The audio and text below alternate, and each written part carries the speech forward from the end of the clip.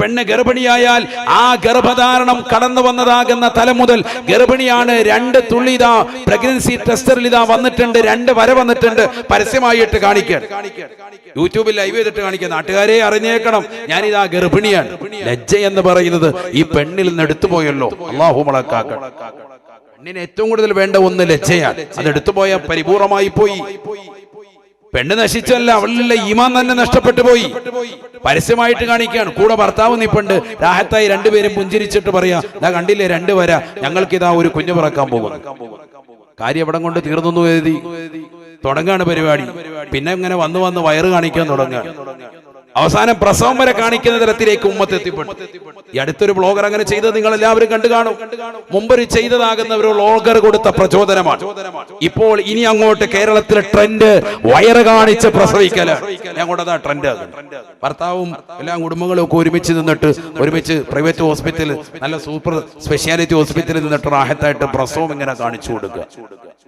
എന്താണ് അവസ്ഥ? ലോകത്തിന്റെ അവസ്ഥ എന്താണ്? ലജ്ജ എന്ന് പറയുന്നത് ഇല്ലാതാവുക. ഒരു അന്യപെണ്ണിന്റെ ശരീരഭാഷയിൽ അവൾ മറച്ചു പിടിക്കേണ്ടതൊക്കെ തുറന്നു വെക്കുന്ന യുഗത്തിലേക്ക് ഈ തലമുറ എത്തി. നമ്മൾ ഈ പ്രസംഗിക്കുന്ന ഇതേ സമയത്ത് തന്നെ രാത്രിയിൽ ലൈവ് സ്ട്രീമിംഗ് നടത്തുന്ന സഹോദരിമാരുണ്ട്.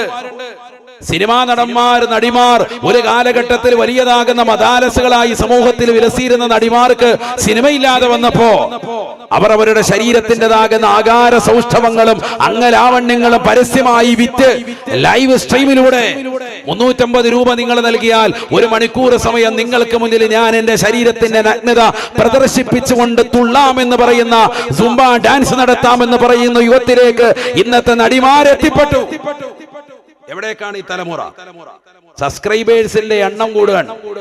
350 രൂപ വെച്ച് 1 മണിക്കൂറിന് കണക്കാക്കി നോക്കിയാൽ ലക്ഷക്കണക്കിന് രൂപയാണ് 1 മണിക്കൂർ സമയം അത്തരത്തിലുള്ള നടിമാർ സമ്പാദിക്കുന്നത്. ബാക്കിയുള്ളവർ വർഷങ്ങളോളം സിനിമ ചെയ്താലും കിട്ടാത്തത് ഒരാഴ്ച കൊണ്ട് സമ്പാദിച്ച് വലിയ സമ്പന്നതയുടെ മടിത്തട്ടിലേക്ക് വിരാജിക്കുന്ന തലമുറയായി നമ്മുടെ തലമുറയിലെ സഹോദരിമാർ മാറുകയാണ്. ഇത് പുതിയ തലമുറയ്ക്ക് കൊടുക്കുന്ന പ്രചോദനം എന്താണ്? ലജ്ജയില്ലാതെ, ഉളുപ്പില്ലാതെ ശരീരത്തിന്റെ നഗ്നതകൾ മറ്റുള്ളവർക്ക് പ്രദർശിപ്പിച്ചുകൊണ്ട് കടന്നു വന്നാൽ നിങ്ങൾക്കും ഇവിടെ സുഖമായി ജീവിക്കാം. അതെ, ശരിയാണ്, ഇവിടെ നിങ്ങൾക്ക് സുഖമായി ജീവിക്കാം. ഇത് ദുന്യാവാണ്, അദ്ദുന്യാണ്, ഇത് ദുന്യാവാണ്. ഇവിടെ മോമിനെ സംബന്ധിച്ചിടത്തോളം സിജനാണ്, ജയിലറയാണ്. ഒരു സത്യവിശ്വാസിയെ സംബന്ധിച്ചിടത്തോളം ജയിലിൽ ഒരു മനുഷ്യൻ വസിക്കുന്നത് പോലെ കുറെ കാര്യങ്ങൾ ഇവിടെ ശ്രദ്ധിക്കേണ്ടതുണ്ട്. ജയിലിൽ ഒരു മെനു ഉണ്ട് ഭക്ഷണത്തിന്. ആ മെനു അനുസരിച്ചുള്ള ഭക്ഷണമേ ഇവിടെ പറ്റുകയുള്ളൂ, ഹലാലായ ഭക്ഷണം. ജയിലൊരു മെനുണ്ട് വസ്ത്രത്തിന്.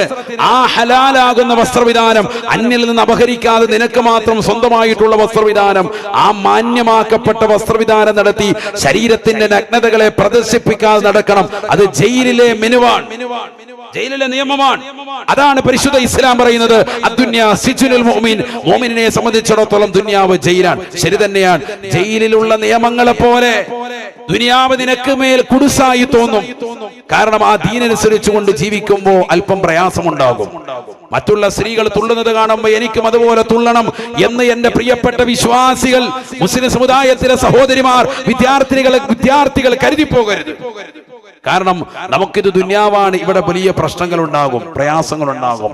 ഇവിടെ അല്പമൊക്കെ ക്ഷമിക്കുകയും സഹിക്കുകയും നമ്മൾ വേണം. എങ്കിൽ ആഖിറത്തിൽ നമുക്ക് ആനന്ദിക്കാം. പരലോക ജീവിതമാണ് നമ്മുടെ ജീവിതം. നമ്മൾ പരലോകത്തെ മറന്നാണ് ഇവിടെ ജീവിക്കുന്നത്. മരണമുണ്ട് എന്നുള്ളതിനെ കുറിച്ച് ആർക്കും ഒരു ഉറപ്പില്ലാത്ത ലോകത്തിലേക്കാണ് നമ്മൾ പോയിക്കൊണ്ടിരിക്കുന്നത്. നമ്മുടെ ജീവിത ശൈലി അങ്ങനെയായി മാറി. ആർക്കാ മരണത്തെ കുറിച്ച് ഓർമ്മയുള്ളത്? മരിക്കുമെന്ന് കൃത്യമായി ഓർമ്മയുള്ളവൻ ഇന്നത്തെ ഇശാ നമസ്കാരം കൃത്യമായി ജമാഅത്തായി നിസ്കരിച്ചിട്ടുണ്ടാകും. നാളെ സുബഹിക്ക് മുമ്പ് ഞാൻ മരിക്കുമെന്ന് കണ്ടാൽ ഏത് വ്യക്തിയാണ് ജമാഅത്തായി നിസ്കരിക്കാതിരിക്കുക? ആ നിസ്കാരത്തിന് വേണ്ടി ഒതുവെടുത്തത് നല്ല നീയത്ത് വെച്ചുകൊണ്ട് വൃത്തിയായി ഒതുവെടുത്തിട്ടുണ്ടാവും. കാരണം ഇതെന്റെ അവസാനത്തെ നിസ്കാരമാണ്. ആ നിസ്കാരത്തിന് മുമ്പുള്ള 2 റക്അത്ത് സുന്നത്ത് അവൻ ഒരിക്കലും ഉപേക്ഷിക്കില്ല. കാരണം ഇതെന്റെ അവസാനത്തിന്റെ ഫർദിന് മുമ്പുള്ള 2 റക്അത്ത് സുന്നത്താണ്. ആ നിസ്കാരത്തിന് ശേഷമുള്ള സുന്നത്തും വിത്റും അവൻ മറക്കില്ല. കാരണം ഇതെന്റെ ജീവിതത്തിൽ അവസാനത്തതാകുന്ന സായം സന്ധ്യയാണ്. ഇത് ജീവിതത്തിൽ അസ്തമിച്ചു പോയവൻ അഥവാ മരണത്തെ കുറിച്ചുള്ള ചിന്തയില്ലാതായി പോയവനാണ് ഇന്ന് നമ്മൾ ഓരോരുത്തരും. അതുകൊണ്ട് എന്തായി? ഇന്നത്തെ ദിവസം നിസ്കരിച്ചിട്ടേയില്ല, ഇന്നത്തെ ദിവസം സുബഹിയില്ല, ഇന്നത്തെ ദിവസം ളുഹറില്ല, അസറില്ല, മഗ്രിബില്ല, ഇശാ ഇല്ല. നിസ്കരിച്ചിട്ടുണ്ടെങ്കിൽ തന്നെ അതൊന്നും ജമാഅത്തുമല്ല. എങ്ങനെയൊക്കെ നിസ്കരിച്ചു, തല കുത്തി മറിഞ്ഞു, അതിന്റെ സുന്നത്തുകൾ ശ്രദ്ധിച്ചില്ല. ഒതു നല്ലതുപോലെ എടുത്തിട്ടുണ്ടോ, ഇപ്പൊ ഇങ്ങനെ ചിന്തിക്കാൻ തല തടവിയിട്ടുണ്ടോ, കാല് കൃത്യമായി കഴുകിയിട്ടുണ്ടോ, മടമ്പുകാല് ശ്രദ്ധിച്ചിരുന്നോ, വിരലുകൾ സൂക്ഷിച്ച് കഴുകിയിരുന്നോ, ഇപ്പൊ ഇവിടെ ഇരുന്ന് ആലോചിക്കാൻ. നിസ്കാരത്തിന് വധുവിന് ശേഷമുള്ള പ്രാർത്ഥന നിർവഹിച്ചോ? വധുവിന് ശേഷം ആരെങ്കിലും വധു എടുത്തിട്ട് അന്ധനായാൽ പോലും ആകാശത്തേക്ക് കണ്ണുകൾ ഉയർത്തിക്കൊണ്ട് അശ്ഹദു അല്ലാ ഇലാഹ ഇല്ലല്ലാഹ് വഹ്ദഹു ലാ ശരീക ലഹു വഅശ്ഹദു അന്ന മുഹമ്മദൻ അബ്ദുഹു വറസൂലുഹു അല്ലാഹുമ്മ ജഅൽനി മിനത് തവ്വാബീൻ വജഅൽനി മിനൽ മുതതഹിരീൻ വജഅൽനി മിൻ ഇബാദിക സ്വാലിഹീൻ സുബ്ഹാനക അല്ലാഹുമ്മ വബിഹംദിക അശ്ഹദു അൻ ലാ ഇലാഹ ഇല്ലാ അൻത അസ്തഗ്ഫിറുക വഅതൂബു ഇലൈക്. സ്വലാത്ത് ചൊല്ലിയിട്ടവൻ തടവിയാൽ സ്വർഗ്ഗത്തിന്റെ 8 കവാടങ്ങൾ അവന്റെ മുന്നിൽ തുറക്കപ്പെടും. ഇഷ്ടമുള്ളതിലൂടെ കടക്കാമെന്ന് ഹബീബ് മുഹമ്മദ് മുസ്തഫ. ആരെങ്കിലും ചെയ്തോ? ഇന്ന് ഈ മുസ്ലിം സമുദായത്തിലെ സഹോദരങ്ങൾ, വലിയ ആവേശത്തോടുകൂടി വാത് കേൾക്കാൻ വന്നു ചേർന്നിട്ടുള്ള പ്രിയപ്പെട്ട സഹോദരിമാർ, മദ്രസ തലം മുതൽ പഠിച്ചിട്ടുള്ളതാകുന്ന ഈ ആശയം നമ്മുടെ ജീവിതത്തിൽ ഒരു വേള പോലും ചെയ്യാത്ത ആളുകൾ ഈ സമുദായത്തിലുണ്ട്. ഒരു വേള പോലും. കാരണം പഠിച്ചിട്ടില്ല ഇതുവരെ. ഇനി നാളെ പഠിച്ചിട്ട് ഓതാം എന്ന് പരിധി മനസ്സിൽ ഉറപ്പിക്കുന്ന ആളുകളുണ്ട്. അള്ളാഹു തൗഫീഖ് തരട്ടെ. ഞാൻ പറഞ്ഞു വന്നതാണ്, നമ്മളിൽ ആത്മീയത നഷ്ടപ്പെട്ടു പോയി. എന്നാൽ ലജ്ജാവഹമാകുന്ന കാര്യങ്ങളൊക്കെ നമ്മൾ സംശീകരിച്ച് ജീവിതത്തിൽ കൊണ്ടുവരാൻ. നന്മകളില്ല, നഷ്ടപ്പെട്ടു പോയി. എല്ലാ തിന്മകളും നമുക്ക് കടന്നു വന്നുപോയി. പെണ്ണിന്റെ പ്രസവം 4 ആളുകളെ കാണിക്കാൻ. പെണ്ണ് ശുദ്ധിയായാൽ, പ്രസവ രക്തത്തിൽ നിന്ന് ശുദ്ധിയായാൽ വേഗം കുളിക്കില്ല. 40 വരട്ടെ എന്ന് പറഞ്ഞ് കാത്തിരിക്കാൻ. ആര് കൊണ്ടുവന്നു ഈ ആശയം? ആരാണ് ഇതിന്റെ പിന്നിൽ? 10 പേരുടെ മുന്നിൽ ഒരു കസേരയിരുത്തിയിട്ട് മഞ്ഞൾ മുഴുവൻ ശരീരത്തിൽ തേച്ച് കുളിപ്പിക്കുന്നതാകുന്ന അനാചാരത്തിലേക്ക് ഈ സമുദായത്തിന്റെ മക്കൾ എത്തിപ്പെട്ടിരിക്കുകയാണ്. പ്രസവിച്ച പെണ്ണിനെ 10 പേരെ ഒന്നിച്ച് കുളിപ്പിക്കുക റാഹത്തായിട്ട്. എല്ലാവരും വന്നിട്ട് ഒരാൾ കവളത്ത് തേച്ചു കൊടുക്കുന്നു, ഒരാൾ നെറ്റിയിൽ തേച്ചു കൊടുക്കുന്നു, ശരീരത്ത് തേച്ചു കൊടുക്കുന്നു. ഭയങ്കരമായിട്ട് മാരുടെ മാത്രം മറച്ച് താഴോട്ട് തുണി കൊടുത്തിട്ടിരിക്കാൻ. നെഞ്ചിലും അവിടെയൊക്കെ തേച്ചു കൊടുക്കുക, മഞ്ഞൾ തേച്ച് കുളിപ്പിക്കുക റാഹത്തായിട്ട്. പെണ്ണ് പ്രായപൂർത്തിയെത്തിയാൽ ഒരാളും അറിയുന്നില്ല, രഹസ്യമാണ്. ഒരുപക്ഷെ വീട്ടിലുള്ളതാകുന്ന വാപ്പയും ഉമ്മയും അറിഞ്ഞേക്കും. ഇതങ്ങനെയല്ല, എല്ലാരെയും ഫോൺ വിളിച്ച് അറിയിക്കുന്ന യുഗത്തിലേക്ക് ഇന്നത്തെ തലമുറ എത്തിയാണ്. ആള് ഭാരവത്തി എത്തിയിട്ടുണ്ട്. അയൽവാസിയാകുന്ന മനുഷ്യൻ ആ പെണ്ണിനെ പ്രേമിക്കാതെ വെറുതെ വിട്ടതാണ്. പ്രായപൂർത്തി എത്തിയില്ല എന്ന് കരുതി. അപ്പൊ അവനും അറിയാണ് പെണ്ണ് ഇവിടെ പ്രായപൂർത്തി എത്തിയാണ്. പിന്നെ റോഡിലൊന്നും കറങ്ങി നടക്കണ്ട, ബൈക്ക് വീട്ടിൽ തന്നെ വെച്ചേക്ക, റാഹത്ത് ജനലൊന്നും തുറന്നാൽ മതി. അപ്പുറത്തെ പെണ്ണ് പ്രായപൂർത്തിയായി. അല്ലാഹു നമ്മളെ കാക്കുമാറാവട്ടെ. നാട്ടുകാരെ മുഴുവൻ അറിയിക്കാൻ. ഇതൊക്കെ പുതിയ തലമുറയിൽ ഉണ്ടാകുന്ന ആചാരങ്ങളാണ്. എന്തിനാണ്? അവർക്കൊണ്ടൊന്ന് സ്വർണ്ണം ഇട്ട് കൊടുക്കാൻ. സാധനം ഞങ്ങളുടെ ജില്ലയിലില്ല, ഉണ്ട്. ഉള്ള ജില്ലകളെ കുറിച്ചാണ് ഈ പറയുന്നത്. മറ്റു ജില്ലക്കാരും കേൾക്കുന്നുണ്ടല്ലോ. നമ്മുടെ കേരളത്തിന്റെ വിവിധ ജില്ലകളിൽ നടക്കുന്ന ആഭാസങ്ങളും അനാചാരങ്ങളും ദുരാചാരങ്ങളെ കുറിച്ചാണ് ഈ സംസാരിക്കുന്നത്. ഈ പെണ്ണ് പ്രായപൂർത്തി എന്നറിയുമ്പോൾ കുടുംബക്കാരെ ഫോൺ വിളിച്ചിട്ട് ഉമ്മ അറിയിക്കാണ് ഇവിടെ പ്രായപൂർത്തി എത്തിയിട്ടുണ്ട്. എന്തിനാണ്? നാട്ടുകാരെ മുഴുവനും കൊണ്ടുവന്ന് ചെറിയ മോതിരം ഇട്ട് കൊടുക്കുക. പിന്നെ ഈ മോതിരം തിരിച്ച് ഇതിനേക്കാൾ വലിയത് അങ്ങോട്ട് ഇട്ട് കൊടുക്കണം. ഒരു ദറജ കൂടിയത്, 1 ഗ്രാം കൂടിയത് അങ്ങോട്ട് ഇട്ട് കൊടുക്കണം അവരുടെ കുട്ടിക്ക്. ഇല്ലെങ്കിൽ ഹമുക്കിന്റെ കല്ലയ്ക്ക് അടിയുള്ളൂ. ഉള്ള ബന്ധം എല്ലാം തീരും. മനുഷ്യന്റെ സ്വർണത്തോടുള്ള ഭ്രമം എത്ര വലുതാണ്. അള്ളാഹു നമ്മളെ കാത്ത് സംരക്ഷിക്കട്ടെ. ഒരു പെണ്ണ് അശുദ്ധിയായാൽ, അല്ലെങ്കിൽ ഒരു പെണ്ണിന്റെ പ്രസവ രക്തം നിലച്ചാൽ അതിന്റെ സമയങ്ങളൊക്കെ കൃത്യമായി ഉലമാക്കൾ കർമ്മശാസ്ത്ര ഗ്രന്ഥങ്ങളിൽ വ്യക്തമാക്കിയതാണ്. നിങ്ങൾ മനസ്സിലാക്കിയതല്ല, നിങ്ങൾ മാത്രമല്ല, ഇരിക്കുന്ന ആലിമീങ്ങൾക്കൊക്കെ വ്യക്തമായതിനെ കുറിച്ചറിയാം. ഒരു രാത്രിയും ഒരു പകലുമാണ് മാസമുറയിൽ കൃത്യമായി ഒരു പെണ്ണിന് വന്നാൽ അവൾക്ക് ഏറ്റവും കുറഞ്ഞ സമയം. സാധാരണ രീതിയിൽ 6-7 ദിവസമാണ് ആർത്തവരക്തം ഉണ്ടാവുക. കൂടിയാൽ 15 ദിവസം വരെ എത്തി നിൽക്കും. അതിൽ കൂടിയാൽ അത് ബ്ലീഡിംഗ് ആണ്, ഡോക്ടറെ കാണിക്കൽ നിർബന്ധമാണ്. ഉലമാക്കൾ ശക്തമായി ഈ വിഷയം പറഞ്ഞു. ഇതൊക്കെ പഠിക്കുന്ന ആളുകളാണ്, പഠിപ്പിക്കുന്ന കലാലയങ്ങളാണ് മദ്രസകൾ. കൃത്യമായി കുടുംബജീവിതം എങ്ങനെ നയിക്കണം, എങ്ങനെയാണ് അവരുടെ ജീവിതത്തെ കൊണ്ടുപോകേണ്ടത്. പെണ്ണ് എന്ന് പറയുന്നത് ഒരു ഭോഗവസ്തു മാത്രമല്ല, അവരുടെ ശരീരത്തിലുണ്ടാകുന്ന ഘടനകളുടെ മാറ്റങ്ങളെ കുറിച്ച് കൃത്യമായി അവബോധം കൊടുക്കുകയും വൈവാഹിക ജീവിതത്തിൽ നിന്നോടൊപ്പം ചേർന്ന് നിൽക്കുന്ന സമയത്ത് ആ പെൺകുട്ടിക്കുണ്ടാകുന്ന മാറ്റങ്ങളെ തിരിച്ചറിഞ്ഞ് അവളെ പ്രത്യേകമായി ചേർത്ത് നിർത്തുകയും വേണമെന്ന് പരിശുദ്ധ ഇസ്ലാം വ്യക്തമായി ശാസിക്കുകയാണ്, പഠിപ്പിക്കുകയാണ്. അതുകൊണ്ട് തന്നെ പ്രസവ രക്തം ഒരുപക്ഷെ പ്രസവത്തോടുകൂടി തന്നെ ആ സെക്കൻഡ് കൊണ്ട് തന്നെ പ്രസവ രക്തം നിലയ്ക്കാം. സാധാരണ രീതിയിൽ 40 വരെ വരാം, കൂടിയാൽ 60 ദിവസം വരെ എത്തിപ്പെടാം. ഉലമാക്കൾ പറഞ്ഞത് ഈ 40 ദിവസം വരെ വരാം സാധാരണ എന്ന് പറഞ്ഞപ്പോ എല്ലാവരുടെയും 40 എന്ന് പറഞ്ഞ് 40 കുളി എന്നുള്ള ഒരു സമ്പ്രദായത്തിലേക്ക് എത്തിപ്പെടാൻ പാടില്ല. 40 അന്നല്ല കുളിക്കുന്നത്. എന്നാണോ പ്രസവരക്തം നിറഞ്ഞത് ആ സമയത്ത് തന്നെ എത്രയും പെട്ടെന്ന് കുളിച്ച് ശുദ്ധിയായി നിസ്കാരത്തിലേക്ക് അവൾ കടക്കണം. വളരെ ശ്രദ്ധിക്കേണ്ട വിഷയമാണ്. ഇന്ന് ഈ ഉമ്മത്തിൽ പല ആളുകളും അപ്പോഴൊന്നും കുളിക്കൂല, ശുദ്ധിയായിട്ടുണ്ട്, 2 ദിവസം കഴിയട്ടെ, കുറച്ചു ദിവസം കഴിയട്ടെ, നിസ്കാരം പിന്നീട് തുടങ്ങാം. നിസ്കാരം ഇവിടെ നിർബന്ധമായി തുടങ്ങി. ഇത് ചെറിയ വിഷയമല്ല. എന്റെ പ്രിയപ്പെട്ട സഹോദരിമാരറിയും, ലജ്ജയില്ലാതെ ഈ സമൂഹം ബാക്കിയുള്ള എല്ലാ വിഷയങ്ങളെ സമൂഹത്തെ അറിയിക്കാൻ, ഇതും അങ്ങനെ തന്നെ ജനങ്ങളെ വിളിച്ചറിയിക്കുന്ന തലത്തിലേക്ക് പോയിരിക്കാൻ. ഇന്ന് ആരാണ് ബ്ലോഗ് തുടങ്ങാത്തത്? ഡെയിലി ബ്ലോഗുമായിട്ട് എല്ലാ താത്തമാരും ഇറങ്ങാൻ. രാവിലെ കക്കൂസ് കഴുകുന്നത് മുതൽ വൈകുന്നേരം അടുക്കളയിലെ പാത്രം കഴുകി വെക്കുന്നത് വരെ വ്ലോഗ് ചെയ്ത് സമൂഹത്തെ അറിയിച്ച് അതിലൂടെ പണം സമ്പാദിക്കാൻ ഈ ഉമ്മത്ത് വെമ്പൽ കൊള്ളുന്ന യുഗമാണ്. അള്ളാഹു നമ്മളെ കാത്തു സംരക്ഷിക്കട്ടെ. ഡെയിലി വ്ലോഗാണ്. ആദ്യം പുറത്ത് പാത്രം മാത്രം കാണിച്ചിരുന്നു, ക്ലോസറ്റ് കാണിച്ചിരുന്നു, പിന്നെ ക്ലോസറ്റിനൊപ്പം ക്ലോസപ്പ് കൂടി കാണിക്കാൻ തിരിച്ചു പിടിച്ച് താത്താടെ മോന്ത കാണിച്ചു കൊടുക്കും. കാരണം എന്താ? ലൈക്കും ഷെയറും അങ്ങോട്ടും ഇങ്ങോട്ടും ഒക്കെ എല്ലാം കൂടണമെങ്കിൽ താത്താടെ മുഖം കൂടി വന്നെങ്കിലും പറക്കത്തുണ്ടോ? ഞാൻ വെറുതെ പറയല്ല, നമുക്കൊക്കെ അറിയാം, വ്യക്തമായിട്ടറിയാം. ഈ രീതിയിലേക്ക് നമ്മുടേതാകുന്ന തലം എത്തിപ്പെടുമ്പോ ആഖിറത്തെ ചിന്തിക്കാതെ നമ്മൾ എത്തിപ്പെടുന്നു എന്നുള്ള കാര്യം മറക്കരുത്. ഞാൻ നിർത്തുന്നു, ദീർഘിപ്പിക്കുന്നില്ല.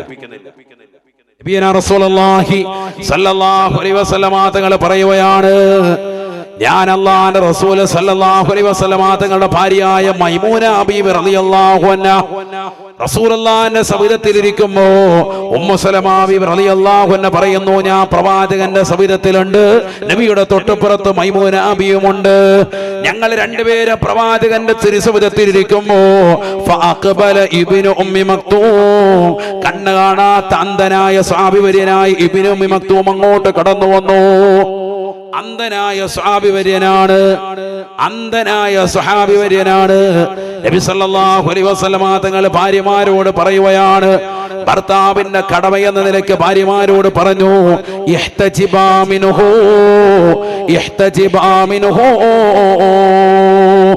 ആ കടന്നു വരുന്നതായ ഇബ്നു ഉമ്മി മക്തൂമിൽ നിന്ന് നിങ്ങൾ രണ്ടുപേരും മറപാലിക്കണേ എന്ന് ഹബീബ് മുഹമ്മദ് മുസ്തഫ. നിങ്ങളുടെ മറയിലേക്ക് നിങ്ങളിങ്ങനെ നിൽക്കരുത്. സ്വന്തം ഭാര്യയോട് പറയാൻ. ഒന്നാരാ? ഉമ്മു സലമ ബീവി റളിയല്ലാഹു അൻഹ, രണ്ടാമത്തത് മൈമൂന ബീവി റളിയല്ലാഹു അൻഹ. രണ്ടും ഉമ്മഹാത്തുൽ മുഅ്മിനീങ്ങളിൽപ്പെട്ടവരാണ്, നബിയുടെ ഭാര്യമാരാണ്. അപ്പൊ രണ്ടുപേരും നബി സല്ലല്ലാഹു അലൈഹി വസല്ലമ തങ്ങളോട് അങ്ങോട്ട് സംശയം ചോദിക്കാൻ, അലൈസ ഹുവ ആമാ ലാ യുബ്സിറുനാ വലാ യഅരിഫുനാ യാ റസൂലല്ലാഹ്. അല്ലാഹുവിന്റെ റസൂലേ, ആ കടന്നു വരുന്ന മനുഷ്യൻ അന്ധനല്ലേ, കണ്ണിന് കാഴ്ചയില്ലാത്തവനല്ലേ? അദ്ദേഹം തങ്ങളുടെ ചാരത്ത് വന്ന് അദ്ദേഹത്തിന്റെ ആവശ്യം പൂർത്തീകരിച്ച് പോകുന്നതിന് ഞങ്ങൾ എന്തിനാണ് അകത്ത് പോകുന്നത്? അദ്ദേഹത്തിന് കാഴ്ചയില്ലല്ലോ, ഞങ്ങളെ കാണില്ലല്ലോ ഹബീബേ. വലാ യഅരിഫുനാ യാ ഹബീബല്ലാഹ്, ഞങ്ങളാരാണ് എന്നറിയ പോലുമില്ലല്ലോ. ഞങ്ങൾ എവിടെ ഇരിക്കുന്നത് കൊണ്ട് എന്താണ് പ്രശ്നമെന്ന് റസൂലുള്ളാഹിയോട് ചോദിക്കുമ്പോ അല്ലാഹുവിന്റെ റസൂൽ കൊടുത്ത ഒരു മറുപടി ആധുനിക നവതലമുറയിലെ പ്രിയപ്പെട്ട സഹോദരിമാരുടെ ഹൃദയത്തിൽ കൊള്ളേണ്ട ചോദ്യമാണ്. റസൂലുള്ളാഹി തിരിച്ചു ചോദിക്കുകയാണ്, അഫ അംയാവാനി അൻതുമാ അലസ്തുമാ തുബ്സിറാനിഹി. അല്ലയോ ഉമ്മു സലമ, മൈമൂന, നിങ്ങൾ രണ്ടുപേരുടെയും കണ്ണിന് അന്ധത ബാധിച്ചിട്ടുണ്ടോ? നിങ്ങളുടെ രണ്ടാളുകളുടെയും കണ്ണിന് അന്ധത ബാധിച്ചിട്ടുണ്ടോ? ഇല്ലല്ലോ. നിങ്ങൾ രണ്ടുപേരും അദ്ദേഹത്തെ അങ്ങോട്ട് കാണില്ലേ? അത് ഹറാമാണ്, നിഷിദ്ധമാണ്. അദ്ദേഹത്തിന് കാഴ്ചയില്ല, ശരി തന്നെയാണ്. അദ്ദേഹം നിങ്ങളെ കാണുകയില്ല, ശരി തന്നെയാണ്. അദ്ദേഹം നിങ്ങളെ തിരിച്ചറിയില്ല, ശരി തന്നെയാണ്. പക്ഷെ എന്റെ ഭാര്യമാരായ നിങ്ങൾക്ക് രണ്ടുപേർക്കും അല്ലാഹു ഇരു കണ്ണുകൾ നൽകിയിട്ടില്ലേ? നിങ്ങളുടെ കണ്ണിന് കാഴ്ചശക്തി പോയിട്ടില്ലല്ലോ. നിങ്ങൾ അങ്ങോട്ട് കാണില്ലേ? അത് ഹറാമാണ്, നിഷിദ്ധമാണ്. അതുകൊണ്ട് അകത്തേക്ക് പോകൂ ഉമ്മു സലമ, അകത്തേക്ക് പോകൂ മൈമൂന. ഹബീബ് മുഹമ്മദ് മുസ്തഫ. ഇതാണ് പാഠം, ഇസ്ലാമിന്റെ പാഠം. ഈ പാഠം ജനങ്ങൾക്ക് പഠിപ്പിച്ചു കൊടുക്കുന്ന തലമാണ് മദ്രസ വിദ്യാഭ്യാസം. ഇത് അരികുവൽക്കരിക്കരുത്. ലജ്ജ സമൂഹത്തിന് പഠിപ്പിച്ചു കൊടുക്കാൻ എങ്ങനെ ജീവിക്കണം. ഈ ലജ്ജ എടുത്തു പോയാൽ ഈമാൻ നിങ്ങൾക്ക് നഷ്ടപ്പെട്ടു പോകുമെന്ന് പരിശുദ്ധ മുഹമ്മദ് നബി സല്ലല്ലാഹു അലൈഹി വസല്ലം. ആ ലജ്ജ ഇന്നത്തെ തലമുറയിൽ നഷ്ടപ്പെട്ടു പോയി. അത് പരിപൂർണമായി തിരിച്ചു പിടിക്കാനുള്ളതാകുന്ന പ്രക്രിയയാണ് മദ്രസയും ഇത്തരത്തിലുള്ള ആത്മീയ സദസ്സുകളും. അല്ലാഹു തൗഫീഖ് നസീബാക്കട്ടെ. അത് ജനങ്ങളിലേക്ക് എത്തിച്ചു കൊടുക്കാൻ ഒരു പുരുഷായുസ് മുഴുവനും ജനങ്ങൾക്ക് നിലകൊണ്ട് ഈ സമൂഹത്തിന് വലിയ നന്മ പ്രചരിപ്പിച്ച പ്രചാരകനായി ഈ സമൂഹത്തിൽ നാന്ദി കുറിച്ച മഹൽ വ്യക്തിത്വമാണ് വന്നിരാകുന്ന തൃപ്പനച്ചി ഉസ്താദ്. അല്ലാഹു അടുത്ത പൊരുത്തം നമുക്ക് നൽകി അനുഗ്രഹിക്കട്ടെ. قال رسول الله صلى الله عليه وسلم يدفع عن مستمع القرآن بل والدنيا وعن تالي القرآن بل والآخرة. നബിയന റസൂലുള്ളാഹി സ്വല്ലല്ലാഹു അലൈഹി വസല്ലമ തങ്ങൾ ഉറപ്പെടുത്തുകയാണ്, പരിശുദ്ധമായ ഖുർആൻ കേൾക്കാൻ തയ്യാറാകുന്ന ഏതൊരു മുസ്ലിമുണ്ടോ മുസ്ലിമത്തുണ്ടോ ഭൗതിക ലോകത്തെ എല്ലാ ആഡംബര ആസ്വാദനങ്ങൾ ഈ ദുനിയാവിൽ നിന്ന് പരിപൂർണമായി ഒഴിവാകുകയാണ്. ഭൗതികമാകുന്ന ലോകത്തുള്ള എന്തെല്ലാം ബുദ്ധിമുട്ടുകളുണ്ടോ, എന്തെല്ലാം പ്രയാസങ്ങൾ അല്ലാഹുവിനെ ഏകിയിരുന്നിട്ടുണ്ടോ, അത് പരിപൂർണമായി ഇല്ലാതാകുമേ. ഖുർആൻ എപ്പോഴും കേട്ടുകൊണ്ടിരുന്ന െങ്കിലെന്ന് ഹബീബ് മുഹമ്മദ് മുസ്തഫ. യാത്രാവേളയിൽ DJ പാട്ടുകൾ ഇട്ടുകൊണ്ട് വാഹനത്തിലിരുന്നു യാത്ര ചെയ്യുന്ന മുസ്ലിം ചെറുപ്പക്കാരില്ലേ, രാവിലെ വീട്ടിൽ നിന്ന് പഠിക്കാനെന്ന വ്യാജേന ബാഗ് തൂക്കി ഇറങ്ങുന്ന മക്കളില്ലേ, ആണിന്റെയും പെണ്ണിന്റെയും കാതുകളിരിക്കുന്ന ഇയർഫോണുകളിലൂടെ കേൾക്കുന്നത് അശ്ലീലമാക്കപ്പെട്ട രാഗങ്ങളല്ലേ, സിനിമാ പാട്ടുകളല്ലേ.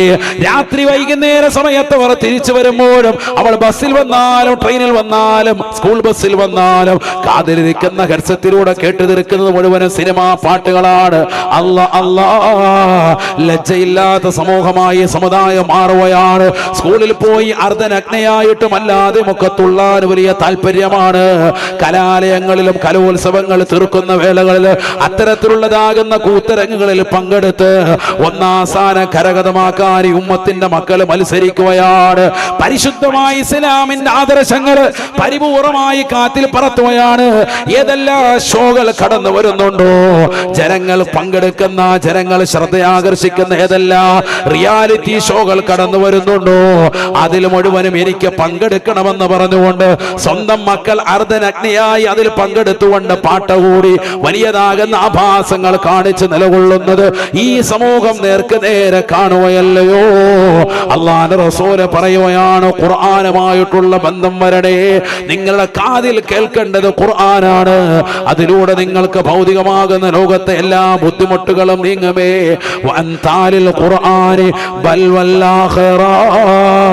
ഖുർആൻ പാരായണം ചെയ്യപ്പെടുന്ന മുസ്ലിമുണ്ടോ, രാത്രി സമയങ്ങളിൽ മദ്രസയിൽ നിന്ന് കടന്നു വന്നതാകുന്ന പൊന്നുമോള് യാസീൻ ഓതി വീടിനെ ബറക്കത്തുള്ളതാക്കുന്നുണ്ടോ, വീടിന്റെ അകത്തലങ്ങൾ സൂറത്തുൽ വാഖി ഓതിയിട്ട് ദാരിദ്ര്യ നിർമ്മാർജ്ജനം വരുത്താൻ വാപ്പ പ്രവാസ ലോകത്ത് വലിയ കഷ്ടയാതനകൾ അനുഭവിക്കുകയാണ്. ഒമാനിലുണ്ട്, സൗദിയിലുണ്ട്. അതികഠിനമാകുന്ന ചൂടിൽ തന്റെ മക്കൾക്ക് വേണ്ടി, കുടുംബത്തിന് വേണ്ടി അന്നം തേടുന്ന പ്രിയപ്പെട്ട വാപ്പ, ആ വാപ്പാക്ക് ഒരു ആശ്വാസം കൊടുക്കാൻ മകളെ നിന്റെ ഖുർആൻ പാരായണം ഹേതുവാണ്. മലപ്പുറത്തിന്റെ പൊന്നുമോളാണ്, മമ്പറം തങ്ങളുടെ ചാരത്താണ് നീ ഉള്ളത്, തൃപ്പനച്ചി ഉസ്താദിന്റെ സവിധത്തിലാണ് നീ ഉള്ളത്. ഉമർ ഖാദിയുടെ പാദസ്പർശം കൊണ്ടും ശരീരം കൊണ്ട് അനുഗ്രഹിച്ചതായ മണ്ണല്ലേ ഈ പൊന്നേ. ഈ പവിത്രമാക്കപ്പെട്ട മണ്ണിൽ നിന്നുകൊണ്ട് ഹറാമായ തലത്തിലേക്ക് നീ പോകല്ലേ. നിന്റെ ശരീരത്തിൻ്റെതാകുന്ന അവയവങ്ങൾ ഹറാമായ തലത്തിലേക്ക് കൊണ്ടുപോകാൻ പാടില്ല. അന്യപുരുഷൻ്റെതാകുന്ന മടിയിൽ കടന്ന് കലാലയത്തിൽ വെച്ചുകൊണ്ട് നീ കാട്ടിക്കൂട്ടുന്ന ആഭാസങ്ങൾ ലോകം മുഴുവനും കണ്ടുകൊണ്ട് ഊറിച്ചിരിക്കുകയാണ്. ഇതിന് പ്രശ്നം വരുന്നത് ഈ വിനീതരല്ല, അല്ലാഹുവിന്റെ റസൂൽ ഈ ലോകത്ത് സമർപ്പിച്ചതാകുന്ന മനോഹരമാകുന്ന ഇസ്ലാമിന്റെ പ്രഭ നഷ്ടപ്പെട്ടുകൊണ്ടിരിക്കുകയാ. നിരീക്ഷ നിരീശ്വരവാദികൾ കൂടുകയാണ്, യുക്തിവാദികളെ കൊണ്ട് ഈ സമൂഹം നിറയുകയാണ്. അള്ളയില്ല എന്ന് പറയുന്ന, പ്രവാചകരില്ല എന്ന് പറയുന്ന ഒരു തലമുറയിലേക്ക് ഈ ലോകം എത്തിപ്പെടുകയാണ്. കണ്ടില്ലേ നിങ്ങൾ, കോഴിക്കോടുള്ള രണ്ട് സഹോദരിമാര് പ്ലസ്വിന് പഠിക്കുന്ന തലത്തിൽ പരസ്പരം കാമുകികളായി, പരസ്പരം ഒരുമിക്കുകയായി, രണ്ടുപേരും പരസ്പരം ഇണക്കുരികളെ പോലെ ചേരുകയായി. അവസാനം കോവിഡ് എന്ന മഹാമാരി വന്നിട്ട് പോലും വിട്ടുപിരിയാൻ പറ്റാത്തതാകുന്ന രഹസ്യകേളയിൽ രണ്ടുപേരും ഏർപ്പെട്ടപ്പോ പരസ്യമായി സുപ്രീം കോടതിയുടെ വിധിയുമായിട്ട് ഹൈക്കോടതിയെ സമീപിച്ച് അവർ വിളിച്ചു പറയുകയാണ്, ഞങ്ങൾക്ക് വാപ്പ വേണ്ട, ഉമ്മ വേണ്ട, ഇന്ന് വരെ സ്നേഹപാതനം നൽകി ഞങ്ങൾ വളർത്തിയതാകുന്ന മാതാപിതാക്കളെ ഞങ്ങൾ അവഗണിക്കുകയാണ്. ഞങ്ങൾക്കിനി സ്വന്തമായ ഒരു ജീവിതം വേണം, എനിക്ക് എന്റെ പ്രിയപ്പെട്ട കൂട്ടുകാരിയെ വേണം. കൂട്ടുകാരി പറയുകയാണ്, എനിക്കിന്ന് വരെ എനിക്ക് സ്നേഹം നൽകിയ, കൂടെ കടന്നുകൊണ്ട് ചൂട് പറഞ്ഞ എന്റെ കൂട്ടുകാരിയെ മതി എന്ന് പറഞ്ഞ് പരസ്യമായി സ്വന്തം മാതാപിതാക്കളെ തള്ളിക്കളയുന്ന യുഗത്തിലേക്ക് നമ്മുടെ കോഴിക്കോടുള്ള രണ്ട് പെൺകുട്ടികൾ ലെസ്ബിയനായി ചിന്തിച്ചപ്പോ ആ പെൺകുട്ടികളെ ഇന്ന് സമൂഹ മാധ്യമങ്ങൾ മുഴുവനും കൊണ്ടുവരികയാണ്, അവരെ പുകഴ്ത്തി കാട്ടുകയാണ്. എല്ലാ മാധ്യമങ്ങൾ കൊണ്ടുവന്നവരെ രണ്ടുപേരെ അപ്പുറയും ഇപ്പുറയും ഇരുത്തിയിട്ട് രണ്ടുപേരോടുമായി സംവദിക്കുകയാണ്. സുഖമല്ല മോളെ, അതേ ഞങ്ങളുടെ ജീവിതത്തിൽ സുഖം തന്നെയാണ്. വാപ്പയും ഉമ്മയും എതിർത്തിട്ട് ഇറങ്ങി വന്നിട്ടും നിങ്ങൾക്ക് ഇപ്പോഴും സുഖമുണ്ടോ? ഉണ്ട്, ഞങ്ങൾക്ക് സുഖമുണ്ട്. ഞങ്ങൾക്കെതിരിൽ മൗലവിമാരുണ്ട്, ഞങ്ങൾക്കെതിരിൽ ഉലമാക്കളുണ്ട്, ഞങ്ങൾക്കെതിരിൽ സമുദായമുണ്ട്, ഞങ്ങൾക്കെതിരിൽ രാജ്യമൊന്നടങ്കമുണ്ട്. പക്ഷേ ഞങ്ങളെ സ്നേഹിക്കുന്ന ഒരു വിഭാഗം ആളുകളുണ്ട് എന്ന് പറഞ്ഞ് ലെസ്ബിയനായി സമൂഹത്തിന്റെ മുന്നിൽ പച്ചയായി പറയുന്ന രണ്ട് പെൺകുട്ടികൾ അവരേ സമൂഹത്തിന്റെ ആളുകളാണ്, ബഹുസ്വര സമൂഹത്തിന്റെ വിഭാഗമല്ല. ന്യൂനപക്ഷന്റെ അവകാശങ്ങൾ ധ്വംസിക്കപ്പെടുന്നു എന്ന് പറഞ്ഞ് കടകമ്പോളങ്ങളിലിരുന്ന് കരയുന്ന പ്രിയപ്പെട്ട മുസ്ലിമേ, നമ്മുടെ മക്കളിലുള്ള ആത്മീയത നഷ്ടപ്പെട്ടു പോകുന്നതിന്റെ വിഷയത്തിൽ എത്ര പേര് കണ്ണീര് വാർത്തിട്ടുണ്ട്. സ്വന്തം മകളിലുള്ള ആത്മീയത, സ്വന്തം മകനിലുള്ള ആത്മീയത, വേണ്ട സ്വന്തമായിട്ടുള്ള ആത്മീയത പരിപൂർണമായി നഷ്ടപ്പെട്ടു പോയ യുഗത്തിലേക്ക് ഈ തലമുറ പോയില്ലേ? ആ രണ്ട് പെൺകുട്ടികളെ കണ്ടിട്ട് ഇന്ന് കേരളത്തിലുള്ളതാകുന്ന സഹോദരിമാര് മുഴുവനും, മുസ്ലിം സഹോദരിമാരടക്കം ഹറാമായ ചിന്ത വെക്കുകയല്ലേ? കൂടെ പഠിക്കുന്ന കൂട്ടുകാരിയുമായി എനിക്കും അതുപോലെ ജീവിക്കണമെന്ന് കരുതുന്ന യുഗത്തിലേക്ക് നമ്മുടെ തലമുറ മാറിയില്ലേ? ലജ്ജാവഹമാകുന്ന ലോകമല്ലേ? മനുഷ്യന് നാണമെടുത്തുപോയി. ആണ് ഞാൻ പറഞ്ഞത്, ലജ്ജയില്ല. ഇദാലം തസ്തഹി ഫസ്ന മാ ശിഅത. ലജ്ജയില്ലെങ്കിൽ നിനക്ക് ഇഷ്ടമുള്ളത് ചെയ്യ്. സയ്യിദുനാ റസൂലുള്ളാഹി ലജ്ജ പോയിട്ടുണ്ട്. അതാണ് നമ്മുടെ ഉമ്മത്തിന്റെ അവസ്ഥ. എവിടേക്കാണ് നമ്മുടെ തലമുറ എത്തിപ്പെട്ടത്? മക്കളൊക്കെ ഇന്ന് അവരെയാണ് ഏറ്റവും വലിയ റോൾ മോഡലാക്കുന്നത്. ഒരു പെണ്ണ് അവരുടേതാകുന്ന വിവാഹം അത് പരസ്യമായി കാണിക്കുന്നു. ആ വിവാഹത്തിലൂടെ അവൾ കൊണ്ട് അണിയുന്നതാകുന്ന ആഭരണങ്ങളെ പരിചയപ്പെടുത്തുന്നു. അതേത് കടയിൽ നിന്നാണ്? എന്തിനേറെ ഒരു മനുഷ്യൻ ഗോപ്യമാക്കി വെക്കേണ്ടതാകുന്ന ശരീരഭാഷയിൽ അണിയുന്നതാകുന്ന ആഭരണങ്ങൾ, അല്ലെങ്കിൽ അവിടേക്ക് ചേർത്ത് വെക്കുന്ന വസ്ത്രങ്ങൾ, ഇന്നറുകൾ വരെ ഞാൻ ഇന്ന കടയിൽ നിന്നാണ് വാങ്ങിച്ചത്, അത് ഇതാണെന്ന് പറഞ്ഞ് പരസ്യമായി എടുത്തു കാണിക്കുക. അത് വേണേ അണിഞ്ഞും കാണിക്കും. അല്ലാഹു നമ്മളാക്കാക്കണം. എവിടെയാണ് ലജ്ജ പോയി? അവസാനം കല്യാണത്തിന് ഡ്രസ് എടുക്കാൻ പോവാൻ രാവിലെ സുബഹിക്ക് ഇറങ്ങുന്നതാകുന്ന ഈ ആളുകൾ, രണ്ട് വണ്ടി നിറച്ചു പോകുന്നതാകുന്ന രക്ഷിതാക്കൾ അവരുടെ ലുഹറും അസറും അടക്കമുള്ളതാകുന്ന നിസ്കാരങ്ങളെ ഫസാദാക്കി. രാവിലെ കടയിൽ കയറിയിരിക്കാണ് ചൊല്ലറുകളും ഡ്രസ് എടുക്കാനുള്ള കടയിൽ. ഇപ്പോ ഒരു ട്രെൻഡ് ഉണ്ട്, മലപ്പുറം ജില്ലയിലുള്ളവർ ഡ്രസ് എടുക്കാൻ പോകുന്നത് കോഴിക്കോട് ജില്ല. കോഴിക്കോട് ജില്ലയിലോ അവര് മലപ്പുറം ജില്ല. എന്താ പരിപാടി? യാത്രയാണ്, രസമല്ലേ? കുഴിമന്തി, കിഴി പൊറോട്ട, റാഹത്തായിട്ട് അവിടെയൊക്കെ ഫുഡൊക്കെ അടിച്ച് സെറ്റ് യാള്ള പോട്ടെ. ഒരു 60 കിലോമീറ്റർ സഞ്ചരിക്കുക എന്നുള്ളതാണ് അതിന്റെ ഏറ്റവും വലിയ യുക്തി. കൊല്ലത്തുള്ളവൻ ഡ്രസ് എടുക്കാൻ വരുന്നത് എറണാകുളത്തുള്ളവന് അവൻ കൊല്ലത്തും വന്ന് ഡ്രസ് എടുക്കാൻ. ഇവിടെ കടയില്ലാണ്ടല്ലേ? മനുഷ്യനെ ആഭാസം കാണിക്കാൻ, സമ്പത്തിന്റെ വിഷയത്തിൽ ധൂർത്ത് കാണിക്കാൻ, എന്തെല്ലാം തെമ്മാടിത്തരങ്ങൾ കാണിക്കാൻ. പറയാതിരിക്കുന്നത് എങ്ങനെയാണ്? ഒരു പൈസയും ഇല്ലാത്തതാകുന്ന ആള് മഹലിന്റെ കത്ത് വാങ്ങാൻ കമ്മിറ്റിക്കാരുടെ ലെറ്റർ പേഡിൽ ഇയാൾ നമ്മുടെ മഹൽ അംഗമാണ്, ഇയാൾ എല്ലാ നിലയ്ക്കുമുള്ളതാകുന്ന അർഹതപ്പെട്ടതാണ്, മകളുടെ കല്യാണത്തിന് വേണ്ടി നിങ്ങളെ സമീപിക്കുമ്പോൾ നിങ്ങൾ വേണ്ടത് ചെയ്തു കൊടുക്കണേ. പ്രസിഡന്റ്, സെക്രട്ടറി, ട്രഷറർ, മഹലിന്റെ ഒക്കെ ഒരു സീരി വെച്ചിട്ട് ഒരു ഒപ്പം വെച്ച് എഴുതി വിടാൻ.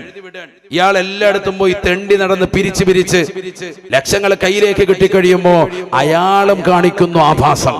അയാളുടെ വീട്ടിലുണ്ട് മഞ്ഞ കല്യാണം, പച്ച കല്യാണം, ചുവപ്പ്. അവന് മാന്യതയില്ല. ജനങ്ങളിൽ നിന്ന് തെണ്ടിപ്പിരിച്ചതാകുന്ന ഈ പണം കൊണ്ടും കാണിക്കുന്നു കൂത്തരങ്ങ്.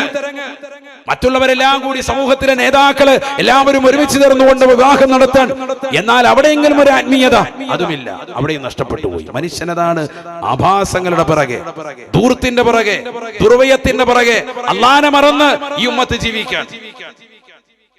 ولا تبذر تبذيرا ولا تبذر تبذيرا إن المبذرين كانوا إخوان الشياطين. പരിശുദ്ധമായ ഖുർആനിലൂടെ അല്ലാഹു ഓർമ്മപ്പെടുത്തുകയാണ്, ധൂർത്തും ദുർവ്യവും ചെയ്യരുതേ. ഇത്തരത്തിൽ ധൂർത്ത് നടത്തുന്നതായ ആളുകൾ പിശാചിന്റെ സഹോദരങ്ങളാണ് എന്ന് വിശുദ്ധമായ ഖുർആൻ. മൻ ഇഖ്തസദ അഗ്നാഹുല്ലാഹ് വമൻ ബദറ അഫ്ഖറഹുല്ലാഹ്. അവസാന കാലഘട്ടത്തിലേക്ക് നീങ്ങുന്നതായ സമൂഹത്തിന് റസൂലുള്ള പഠിപ്പിച്ചതാകുന്ന വചനമാണ് മൻ ഇഖ്തസദ അഗ്നാഹുല്ലാഹ്. ഉള്ളത് പിടിച്ചു വെച്ച് മാന്യമായി ചെലവഴിച്ചുകൊണ്ട് കുടുംബത്തിന് വേണ്ടി സമൂഹത്തിലൊക്കെ മാന്യമായ ചെലവ് നടത്തി നല്ല രീതിയിൽ ജീവിക്കുന്ന മനുഷ്യനുണ്ടോ, അവനെ അല്ലാഹു പരിശുദ്ധനാക്കും, അവനെ അല്ലാഹു സമ്പന്നമുള്ളവനാക്കും. വമൻ ബദറ അഫ്ഖറഹുല്ലാഹ്. ധൂർത്തും ദുർവ്യയം നടത്തി സമ്പത്ത് അടിച്ചു പൊളിക്കുന്ന മുസ്ലിമേ, അവനെ അല്ലാഹു ഏറ്റവും വലിയ ദരിദ്രനാക്കുമെന്ന് ഹബീബ് മുഹമ്മദ് മുസ്തഫ. അല്ലാഹു മുളക്കാക്കട്ടെ. പണമുള്ളവൻ പേക്കൂത്തുകൾക്കിന്നടിമയാ, കല്യാണമത് നടമാടുവാനൊരു വേദിയാ. പണമുള്ളവൻ പേക്കൂത്തുകൾക്കിന്നടിമയാ, കല്യാണമത് നടമാടുവാനൊരു വേദിയാ. സദ്യക്ക് സമയം എത്തിയാൽ കേൾക്കുന്നതാ, വിഭവങ്ങളെല്ലാം പലതരം ഇവിടുള്ളതാ. സദ്യക്ക് സമയം എത്തിയാൽ കേൾക്കുന്നതാ, വിഭവങ്ങളെല്ലാം പലതരം ഇവിടുള്ളതാ. ബിരിയാണി വേണ്ടവർ പോകണേ തെക്കോട്ട്, നെയ്ച്ചോറിനാഗ്രഹമുള്ളവർ വടക്കോട്ട്. വെറും ചോറും കറിയും പ്രഥമനും കിഴക്കോട്ട് പോകേണ്ടതാണ്, കൈ കഴുകുവാൻ താഴോട്ട്. ആർക്കെവിടെയും നോക്കാം, കടക്കാം, രസിക്കാം. സ്ത്രീകൾക്ക് സ്വർഗം തന്നെയായി കണക്കാക്കാം. ആർക്കെവിടെയും നോക്കാം, രസിക്കാം. സ്ത്രീകൾക്ക് സ്വർഗം തന്നെയായി കണക്കാക്കാം. സഹോദരങ്ങളെ, 25 വർഷമായി മർഹൂം ശൈഖുനാ തഴവ ഉസ്താദ് വഫാത്തായിട്ട്. എൻ്റെ ഉമ്മയുടെ ഉപ്പ കൂടിയാണ്. അള്ളാഹു കൊടുത്ത് ദറജ ഉയർത്തട്ടെ. അവിടുന്ന് 20 വർഷം മുമ്പ് എഴുതി തീർത്തതാണ് അൽ മവാഹിബുൽ ജലിയ. ആ മരിക്കുന്നതിനും 20 കൊല്ലം മുമ്പ്, ഏകദേശം 45 വർഷങ്ങൾ പിന്നിട്ടു എന്നർത്ഥം. ആലോചിച്ച് നോക്ക്. കറാമത്ത് നിലയ്ക്ക് ഇന്നത്തെ സമൂഹത്തിൽ നടക്കുന്ന ആചാരങ്ങളെ, ഈ ദുരാചാരങ്ങളെ ബഹുമാനപ്പെട്ടവർ അന്ന് എഴുതി വെച്ചു അൽ മവാഹിബുൽ ജലിയ. ഇന്ന് ഈ സമൂഹത്തിൽ നടക്കുന്ന എല്ലാ തിന്മകളും അല്ലാഹു അദ്ദേഹത്തിന്റെ ദറജ ഉയർത്തുമാറാവട്ടെ.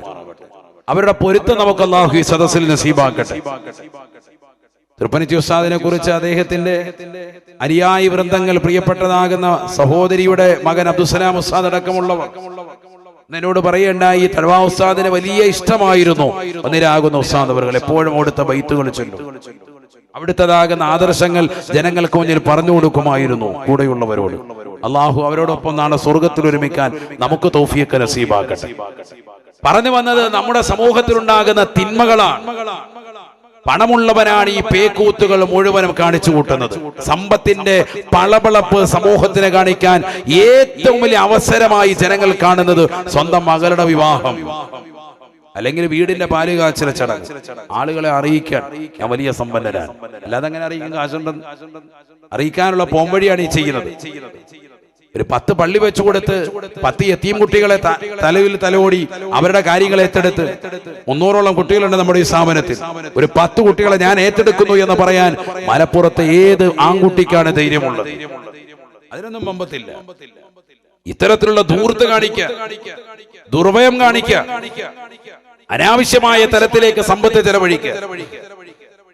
എവിടേക്കാണ് നമ്മൾ എത്തിപ്പെടുന്നത്? ഒരു കാലത്ത് ദീനിനെ സ്നേഹിച്ച ആളുകൾ തന്റെ സമ്പത്തിൻ്റെതാകുന്ന പാതി ഭാഗം പരിശുദ്ധമായി ഇസ്ലാമിന്റെ കാര്യങ്ങൾക്ക് വേണ്ടി വിജ്ഞാനത്തിൻ്റെതാകുന്ന തലത്തിലേക്ക് വിദ്യാഭ്യാസ സ്ഥാപനങ്ങൾ തീർക്കാൻ വേണ്ടി ചെലവഴിച്ചതാകുന്ന ഉപ്പമാർ നമ്മുടെ മലപ്പുറം ജില്ലയിലുണ്ടായിരുന്നു.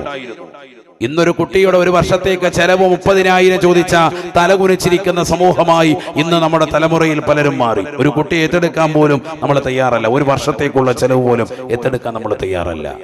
എന്നാൽ അതിനും അപ്പുറം 30,000 അല്ല, 3 ലക്ഷമല്ല, 3 കോടി രൂപ ചെലവഴിച്ചിട്ടാനും മക്കൾക്ക് MBBS-ഉം അതിനപ്പുറം ഒക്കെ ഉള്ളതാകുന്ന തലങ്ങൾ തീർക്കാനും വൈവാഹിക ജീവിതം അതിനപ്പുറം കാഴ്ചവെക്കാനും ഒക്കെ സമ്പത്ത് ചെലവഴിക്കാൻ ഇന്ന് ഉപ്പമാർ തയ്യാറാണ്, ഉമ്മമാർ അതിന് തയ്യാറാണ്. സ്വർണത്തോടുള്ള ഭ്രമം എത്രയാണ് ഈ സമൂഹത്തിനുള്ളത്? അത് കാണിക്കാനുള്ള ഭ്രമം എത്രയാണ്? വൈവാഹിക ജീവിതം വരുമ്പോ കാണിക്കുന്ന ആഭാസങ്ങൾ മാത്രമല്ല, ഒരു